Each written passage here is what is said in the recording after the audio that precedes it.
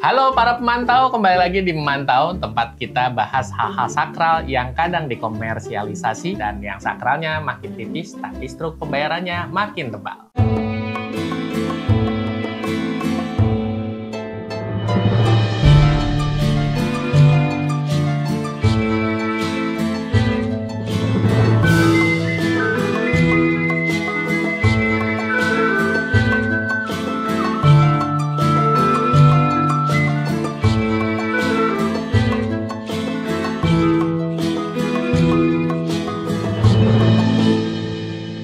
Hari ini kita bahas sesuatu yang miris, tapi juga absurd, tapi juga serius, tapi juga layak disatirkan. Yap, kita bahas soal haji ilegal. Bukan ilegal karena lupa bawa paspor, tapi ilegal karena niat ibadahnya diselundupin lewat jalur visa tak resmi. Beberapa waktu lalu, puluhan jemaah haji asal Jepara dan daerah lain di Indonesia terjaring razia otoritas Arab Saudi saat hendak menuju ke Padang Arafah. Padahal Arafah ini bukan tempat healing, tapi tempat wukuf rukun wajib haji. Gagal wukuf, ya gagal haji. Tapi kenapa mereka dirazia? Karena mereka ternyata pakai visa non-haji. Ada yang pakai visa pekerja, visa ziarah, bahkan visa just tip kali ya. Travel atau biro umroh dan haji yang nakal ini memberangkatkan jemaah pakai jalur tikus. Bukan lewat kuota resmi, tapi jalur bypass yang dibungkus dengan dalih yang penting niat insya Allah sampai Ka'bah. DPR RI langsung bersuara. Mereka minta Kementerian Agama segera blacklist biro travel nakal dan cabut izin operasionalnya. Wakil Ketua MPR RI Hidayat Nur Wahid bahkan bilang, ya Saudi sendiri ya sudah ada juga pernyataan haji yang di luar dari yang mengikuti aturan pemerintah itu tidak sah. tidak sah. Itu untuk Saudi gitu ya. Sementara kan kita dari Indonesia, sebenarnya kita punya sekian banyak perangkat. Salah satu perangkat itu adalah imigrasi. Jadi kalau calon jamaah berangkat atau setelah berangkat ke Saudi, imigrasi pasti tahu bahwa yang diperbolehkan hanya visa haji. Kemudian dia akan ke Saudi, visanya bukan haji. Harusnya di situ dari catatan ya. Clear.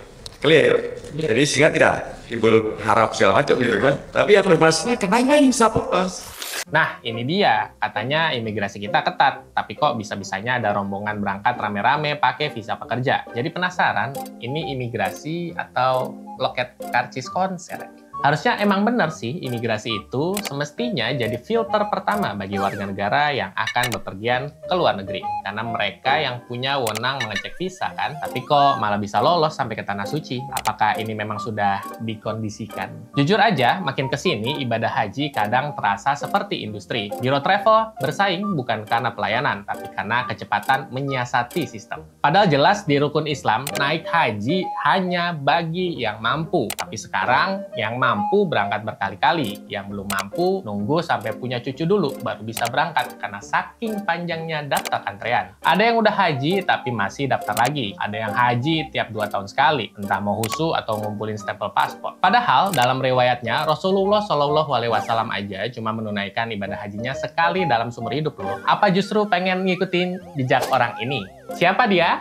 Al-Mukarram Haji Badun, pemegang kunci surga. Pertanyaannya sekarang, apa pantas ibadah dijalankan dengan cara yang menyalahi aturan? Apa pantas rukun Islam nomor 5 dijalani dengan trik yang culas? Iya sih, niatnya mau ibadah. Tapi kalau caranya pakai visa palsu dan biro tipu-tipu, itu mah bukan haji mabrur, tapi haji muter. Dan satu hal yang sering dilupakan, wukuf di Arafah itu syarat utama. Kalau gagal sampai sana, ya nggak sah. Niat sebesar Ka'bah pun, kalau Arafahnya zonk, ya bukan haji. Buat pemerintah harus tegas dong, jangan cuma imbauan. Ini soal pelanggaran hukum internasional, bukan sekadar salah masuk gate bandara. Untuk biro travel, jangan main-main sama ibadah. Kalau mau bisnis, ya jual paket wisata halal aja, jangan nipu-nipu jemaah. Dan untuk jemaah, jangan kejar ibadah sampai mengorbankan sahnya. Kadang menunggu dengan sabar lebih diterima daripada memaksakan diri lewat jalur ilegal. Karena yang mahal dari haji itu bukan biayanya, tapi keikhlasan, kesabaran, dan juga kejujurannya. Sampai jumpa di Memantau berikutnya. Semoga kita semua diberikan kesempatan haji yang sah,